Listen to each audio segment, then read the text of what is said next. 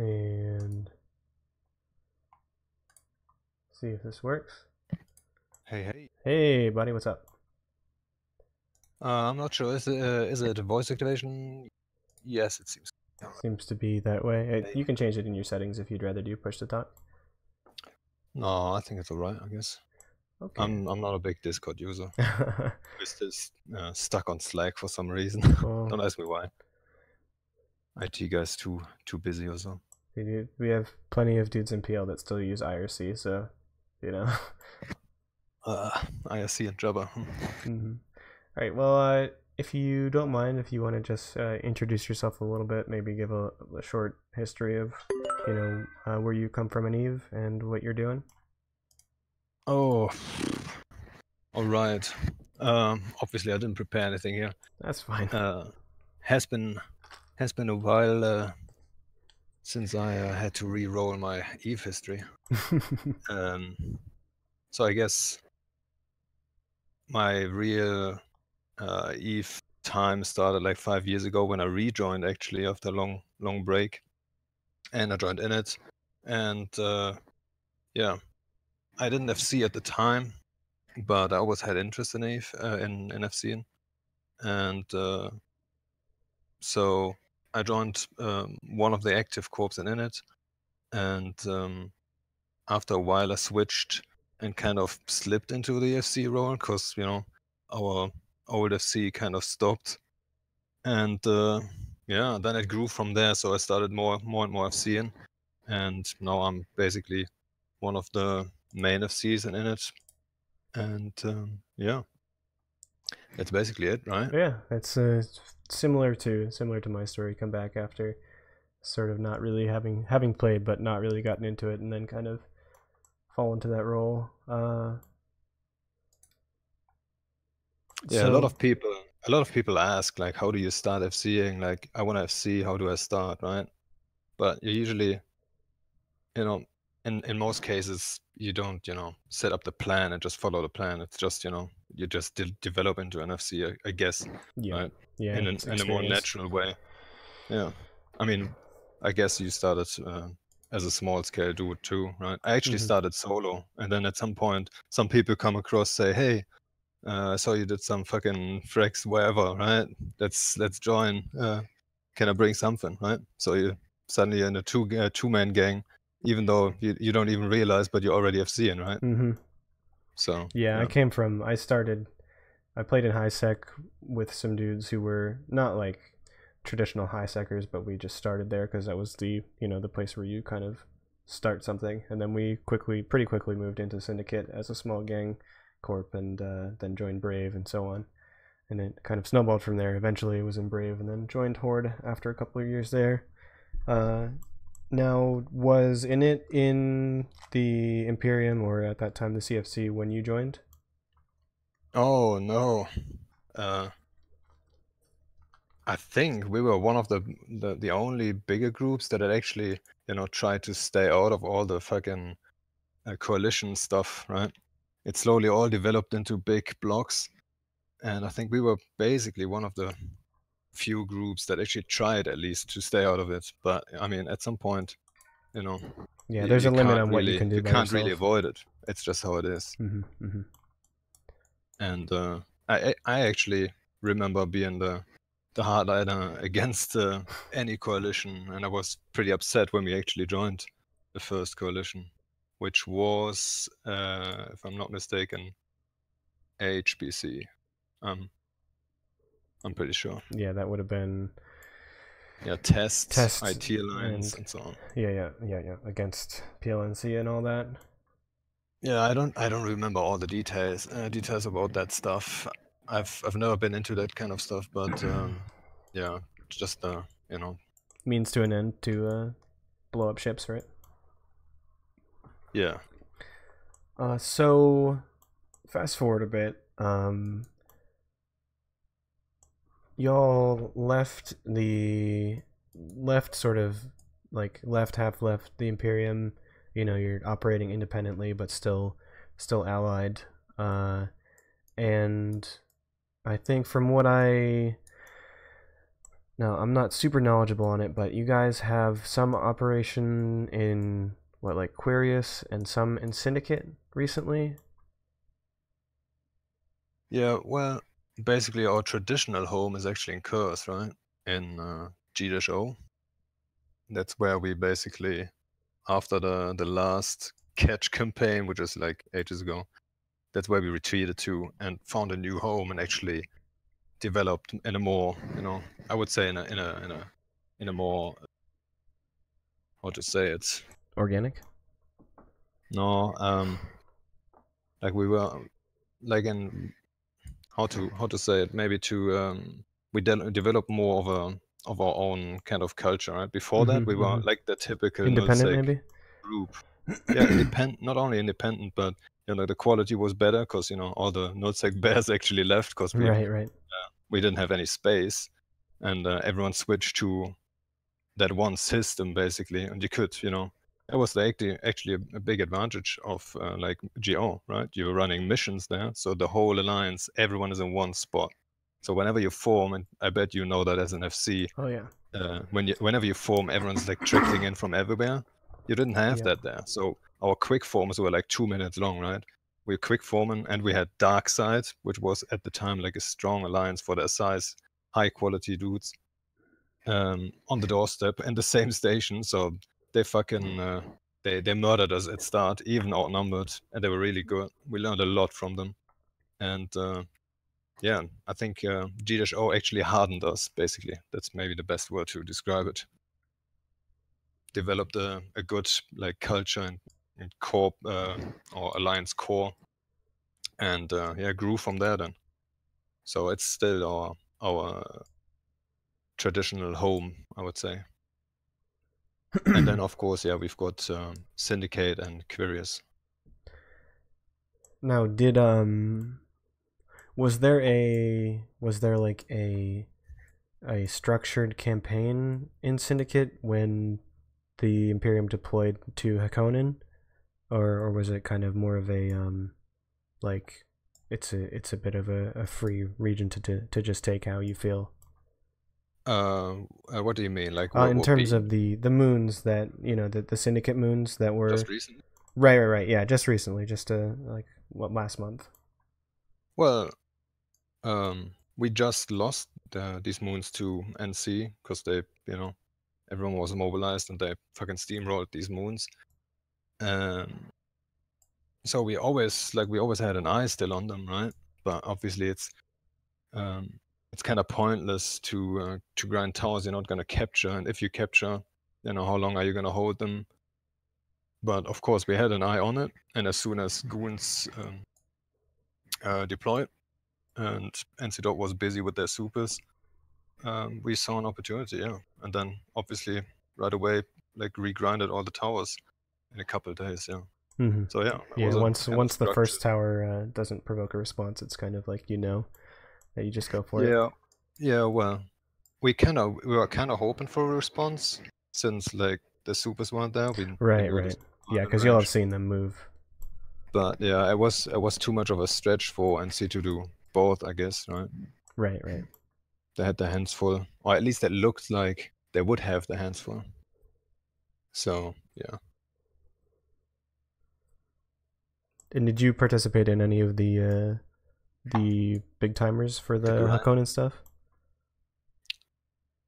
I don't remember actually going there. Actually, what happened was I was on vacation for 3 weeks, at least. As soon as they deployed, like the first day, and the second day I was already on my way to London, and then to a INIT meetup, and then 2 weeks at home. So I wasn't even around for that, Ah, okay. and I was a little bit bummed out, thinking I would miss all the action, but turned out it wasn't that much action Yeah, to it's miss mostly anyway. a bunch of tie dye, and then Yeah, was kind of sad. I yeah, was just hoping the conflict would hold up till I'm back, but nah, turned out alright, I guess. yeah. It was. I mean, Nelville was kind of crazy, and the Fortizar fights were interesting, if nothing else. So then goons deployed or undeployed back home, and then I'm guessing NC and Co started kind of immediately moving back into position and hitting the moons again, or was there like a rest period at all? Yeah, I think there was a little bit of a rest period, I guess. I mean, they had to move their stuff back down and so on. It all requires a little bit more planning since, the last time they moved their supers, they lost a couple, right? Yeah, yeah. So they were a little bit more careful this time, I guess. I mean, Snuff and PM were always, lurking in low sec. They're just waiting for like a sloppy move up. Oh yeah, yeah. And Don't worry, I know all about that. Trust me, when you have horde caps, it's like, yeah, it's a babysitting operation because I know that the predators are there and waiting. yeah, they're just waiting for it, right? Yeah. So I guess they were more careful, planned a little bit more, gave that their dudes a little bit of time. So I guess a couple of days, like a week maybe later, they moved down. Okay. And would you say once you knew they were set up there, it was kind of like a situation where you were expecting just to fight as hard as you could, but not to remain in control of the moons and such, or do you think that there were different things that could have happened? Well, we never know, right? We're not, planning for like one scenario usually. We're not planning much actually. Like we're just, going with whatever happens. So obviously we couldn't prevent them from moving, so we had to deal, or we still have to deal with their supers and shit. So yeah, we just go on with what we can do, like make their grind as hard as possible, have some fun doing just that, and hopefully kill a couple of them in the process, of course, right? Oh yeah, oh yeah. And Right, so I mean, losing the towers with a patch like 1 month away, it doesn't hurt that much, right? yeah, yeah. It's still you don't want to lose towers, obviously, especially from like an FC perspective. If you want the opportunity to have fights, you need these towers to actually create fights, right? Yep. Because they're not gonna show up on the doorstep and camp you into station. That stuff doesn't happen nowadays, right? Yeah, sadly, we actually, when Horde leadership was discussing some options for like movement, staging, and so on, we literally had to consider: do we move into a station rather than a citadel so that people can camp us into it, so that we like get more content? That's a reality in the For current content, Eve. Yeah, like choosing to live inside a station rather than a citadel because enemies will actually, because like no one can, if you come and hang out on the keep star, like you have to be several hundred kilometers away so you don't get DD'd. You can't bubble people in. Like people can just dock up and wait for you to leave. Yeah, for small scalers, I see actually the Keepstar and Fort situation and stuff, like the staging citadels, actually as an opportunity more than a problem. Like for small scalers, if you set it up right, everyone feels safe warping to their Keepstar. So throw a bubble and just get lucky, right? So you can trigger a good fight fairly quickly.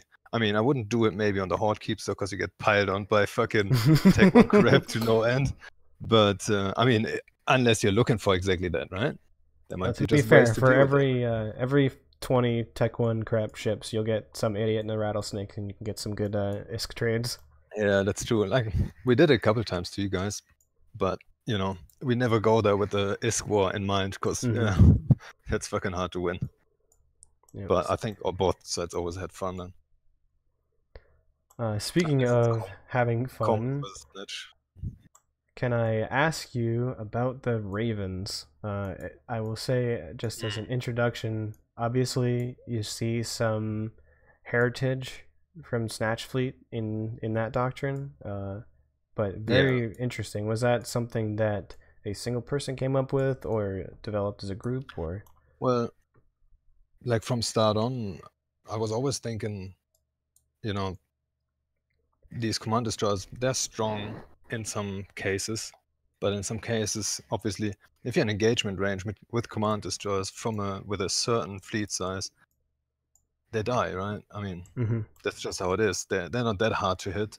They die fairly quickly, and so the only way to deal with that would be out of range.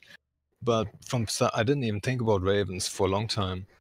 it was actually Bliss, like our alliance leader, coming or just throwing the ship type in there. And I was on vacation the 3 weeks, right? So I was jumping into EFT every now and then, and I just played with it. And I actually had a shield fitted, like a shield fit for the Raven first, which was okay. I wasn't too happy with it, and I like to cook these ideas usually for like weeks, if not even test it for a month or some shit. But yeah, then at some point, I just tested an armor Raven, and it actually turned out quite well. And we just rode with it. Yeah, obviously 800 DPS at 300 km range. That's kind of impressive, right? Yeah. Well, and then you combine that with the fact that the targeting range doesn't, or the target lock doesn't get broken by the MJD effect as long as you land within range. And it doesn't mess with the missiles that are in flight at all, does it? When you MJD? Yeah, well, it's hard to test, right? But right, missiles. I don't think missiles get MJD'd. I would be surprised if they do, but they might. I don't know. I never had a look at it actually. But I mean, as long as they're outside of the field generator range, once they're launched, they're kind of like, as long as the ship that launched them doesn't die, they're gonna get there. Oh yeah, sure, for sure, yeah. So you could in theory land on grids, fire your missiles, and just MJD like 1,000 km away. In theory, yeah. I mean, if you had enough to just alpha anything. Although, yeah, in theory, when you're talking about missiles and Eve, can get really the theories don't always translate to live, as has been seen by the the fact that if you have so much range in Pytha or EFT, it doesn't necessarily mean that all your missiles will go that far. You'll get like some will go that far on some ticks and some won't. Yeah, missiles got some problems, right? One of them is obviously the firewall, right? I mean, actually INIT invented the firewall like a couple years ago. So we kind of nerfed ourselves before we actually fielded the Ravens. But I was concerned about the missile projection for sure, right? But after the first test, I think there was like, was it the fight on the tower? Yeah, NC Dot was coming for a tower. And that's what I told you earlier, like why I hype up the unknown, right? That's actually what I did. I hyped the doctrine and nobody knew what it was, like even our own guys. So I didn't want to tell anyone to catch, NC Dot by surprise at least a little bit, right? And not get hard counted right away, because, it takes a little bit of practice to get good with these, at least. That's what I thought. And yeah, I think we caught them by surprise. And yeah, it worked quite well. Killed a couple faxes, I think 4 of them, or 3 faxes, 1 carrier, and yeah, the concept proved to be effective. Now, I would imagine that you wouldn't realistically, or at least, well, I mean, you could, but this. Oh man, sorry about these dogs barking. If you can hear them behind me. Hold on, I'll be right back. I'm just gonna take care of that.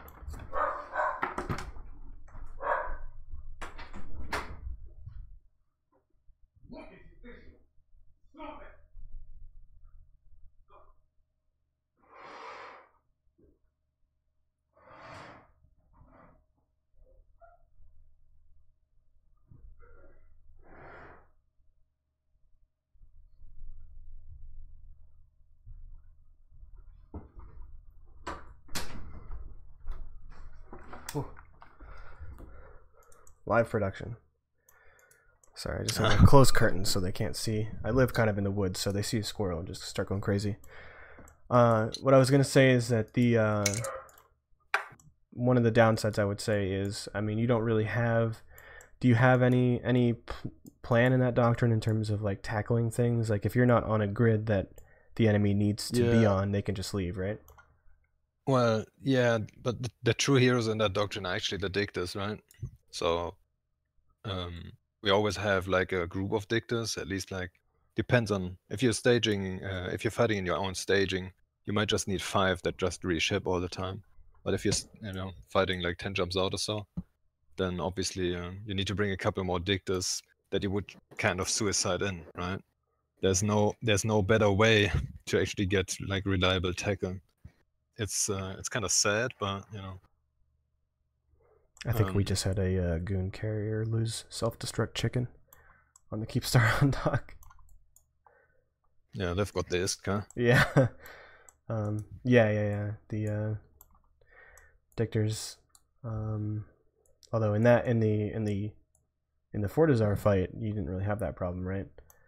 Because the faxes, at least that you were shooting at first, were just in infinite bubbles the anyway. faxes. I think the caps in general are not the problem, you know, being tackled, because you know usually, or at least at the moment, we're always fighting groups of caps that are so big they're not easily like warped around, right? Mm-hmm. You don't see like a fax warp into like planet 1 at 100 to get the fuck out. And if so, you know, all right, do it. Give me a free fax. So usually the tackle on these caps is not the biggest problem. But yeah, no, on subs for sure, yeah. Especially on Macarius, there's the, you know, AB or MWD fit. They're quite fast. They're out of bubbles fairly quick. But good thing is we alpha them, right? So 2 minutes of bubble, we'll find a couple targets there. So one Dictor for like, I would say we can kill like 5 Macarials for a Dictor then. Yeah, pretty good trade. I would always do. Yeah. But we are running out of tackle fairly quickly, which happened to us actually on the first run, on the second run, because you know we were fighting a couple Nagas and NC Dot and Macarials, and I would have loved to keep fighting, but you know it was pointless.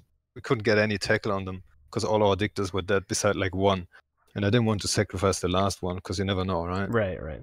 And yeah, we ran out of tackle. I couldn't fight. They just whooped back to the post, and you know, then it's pointless. So we just packed the stuff and left, and yeah, called it a day. It was a good fight anyway. So for the final Fortizar timer, I'm just gonna give a little summary of what I saw. You had the NC Super show up, kind of deploy their bubble hell. You had we have a Thanatos CO2 Thanatos on docking. It's gonna die here on stream. But then you had various what do we just call them, like Northern alliances show up. Darkness or Guardians of the Galaxy, Horde, etc. On your guys' side, you had INIT and Ravens and Command Destroyers, and then you had the greater sort of goons. I think there was actually 2 jacked up fleets. One was mostly Brothers in Arms Alliance. One was just a general goon fleet. And then it looks like at the beginning you started shooting the triage, right? That was with the supers. Well, yeah, no, like the first target I ever caught was like a Nux, I think, just to force them into triage, right? Right. So, and as soon as someone triages, we just grab the guy who's in triage. But obviously, there was we knew there's a bomb wing already in space. So I just warped to the ping, called the target, and just expected like the bomb run to come in, which actually happened. Yeah, I remember a few times. Yeah, it was a well placed bomb run. Like they kept us busy hopping around for sure. Yeah, and then I called a couple of faxes, I guess. And I think we broke 2 of them fairly quickly. And I think one survived in structure because we had to MGD out of range because something whooped in bombers or one of the Macarial fleets or something like that. So he survived in structure, and then we were kind of busy fighting the Macarials. And then actually we hopped around on the other side. We didn't want to get firewalled too much. And jumped on the other side of the blob to shoot one of the faxes that were in triage. Then put the DPS on the Titan to force more triages in, which didn't happen, sadly. We were hoping they would jump a couple more in that would have been in Fortizar range, but we couldn't quite put enough DPS for long enough on the Titan. Force that, and there was a lot of subcap logis working against us. So. Yeah, because NC had their Mac fleet just like sitting on the caps most of the fight, right? And Mercenary Coalition and Horde were the Mac fleets that were moving around chasing you. Yeah, well, I'm not even that sure if the whole Mac fleet was sitting on these caps. I would have to rewatch it or whatever. I Yeah, I know they think had a shitload of they Guardians in sent there all at the least. I think they sent all the lodges actually to the caps to rep their Titan and just abandoned the lodges basically Hmm. and said, well, if one of the mechs dies, fine. But yeah, I'm not sure if all the mechs were there the whole time. I don't think so actually. I think they were walking around with the mechs all the time, right? Yeah, maybe. It was hard to tell for me because you had NC and MC both in Macarios, and like they were both the same +5 Yeah. color to me, so it was hard to tell. Yeah, we got warped on by neutrals and by orange Mhm. mechs, so they were both warping around. Yeah. Okay. And yeah, y'all were mostly just trading with the Mac fleets, right? If you like what kind of range were you looking at sitting in most of the time if you could help it?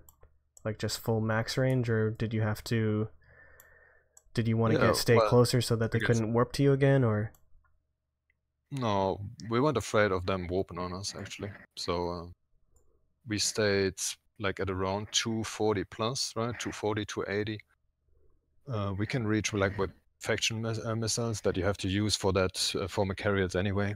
We can reach like at 340, 350 or something. So Mhm. that's max range. So we weren't afraid of them warping on us with the Macarials, unless we're talking about smart bomb Macarials. And do you guys have a Hector with you as well, like putting up a Yeah, defensive yeah, bubble? yeah.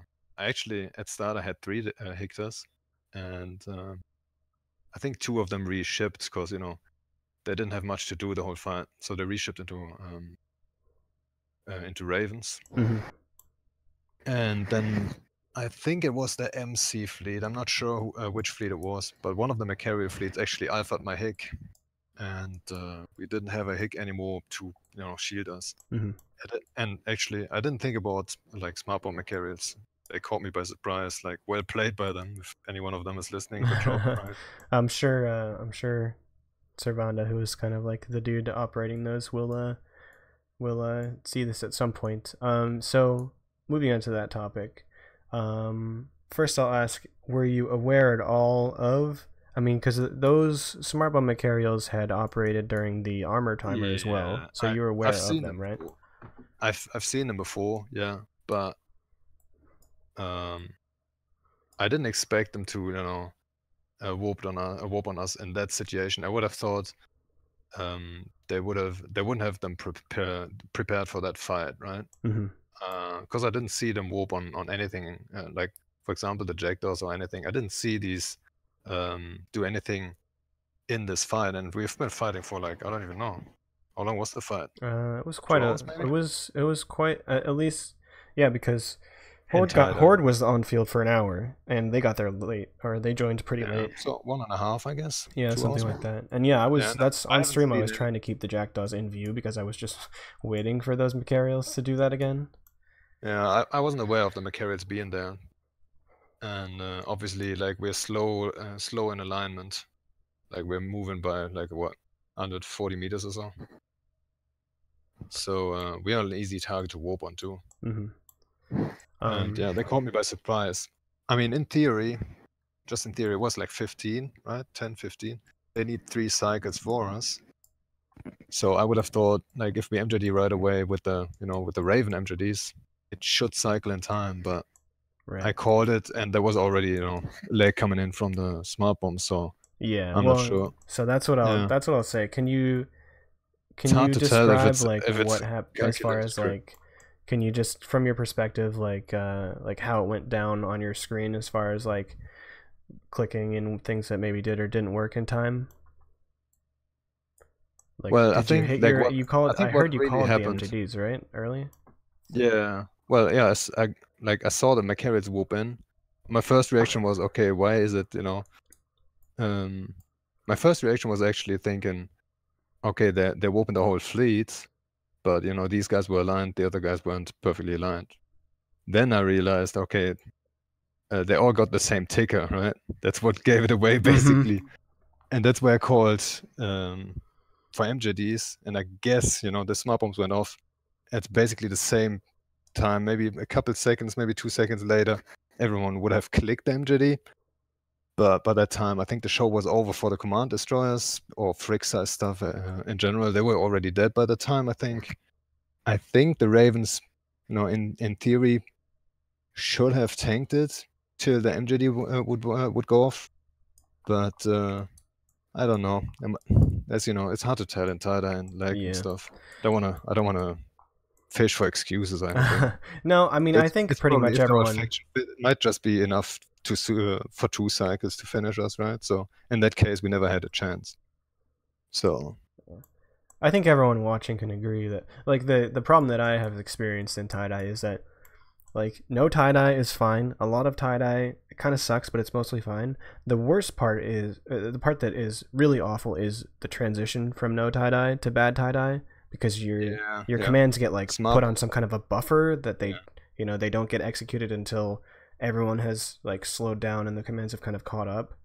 I think pretty much everyone watching can agree, but at least that turn of events was certainly affected by the tie-dye like spiking the way that it was. Whether it would have saved you or not, it's hard to tell one way or the other, but it's exactly that. Like this transition phase, these couple seconds, that's where the funny stuff happens, right? We had, for example, with MJDs, there's some weird stuff happening when tie-dye goes crazy. For example, we had someone MJD and he MJDs everyone but himself. Like, that shouldn't happen, right? Yeah. And we had that a couple times, or we have 2 MJDs but we end up in 4 different places. It shouldn't happen too. So, there's some weird stuff happening as soon as tie-dye kicks in, if it's at the wrong time, right? Yeah, it's I think it is what happens is that a tick's worth of commands, or as there too many commands come to the server for it to handle at its current level of tie-dye. I think it takes some amount of those and buffers them to the next tick as it's slowing the ticks down, and that's where you get like some people, the server processes, some people were in the MJD but the others have to wait for like the next tick, and then at that point the grid is a little different, so on. So yeah, it looks, I mean, we had that during the armor timer when the jackdaws got smart bombed. On my screen, they had all warped off and landed at a perch, and then slowly they were teleported back to where they died as pods. Yeah, that's classic for like smart bomb stuff and bomb runs, shit like that.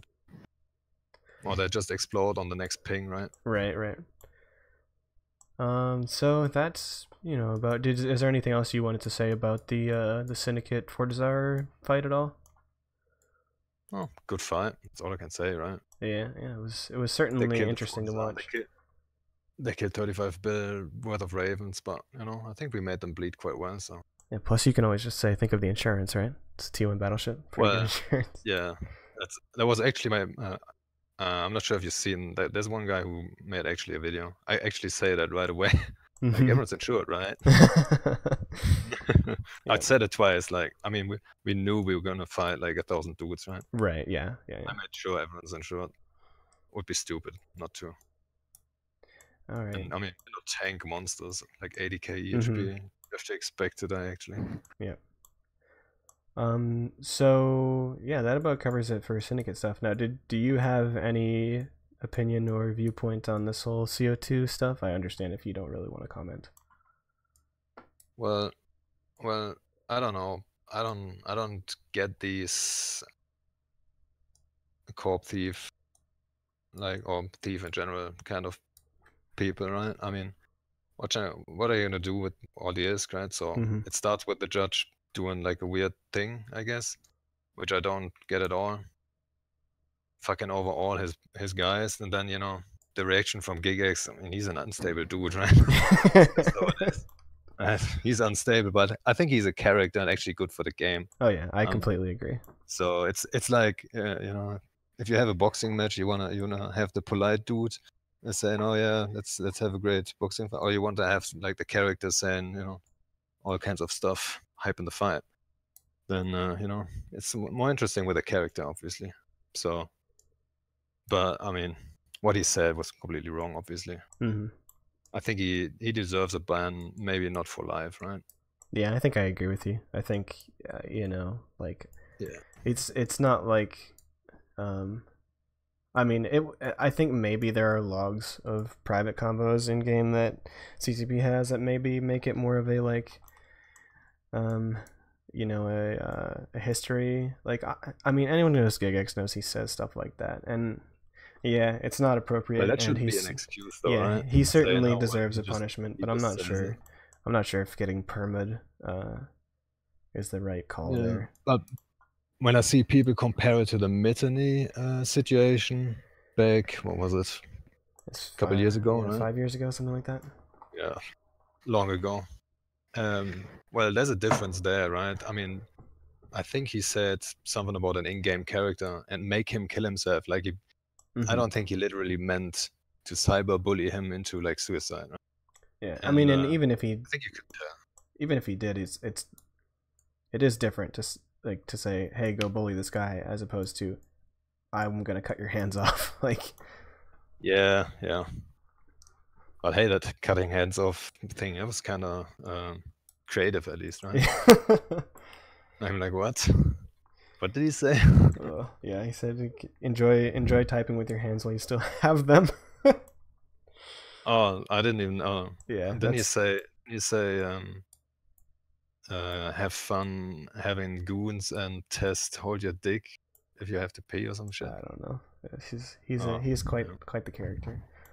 So yeah, I'm personally hoping that you know, this is just a transformative era for CO2, and they'll still be around, and hopefully Gigs gets, you know, his ban lessened from a lifetime, but well, remains to be seen. So thanks for coming on, dude. Did you want to do any shout outs or say any final words?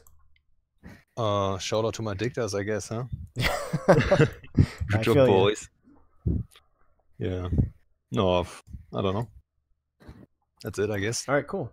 Well, you know, if we get Thanks for having into me. any more dank fights, I'm sure Horde and INIT have not seen the last of each other. So I'll No. be in touch Yeah, next we'll see. time too if you want to come on and talk again. So thanks again, and hope you enjoy the rest of your evening. Yep. You too. Thanks for having me. Thanks. See ya. See ya.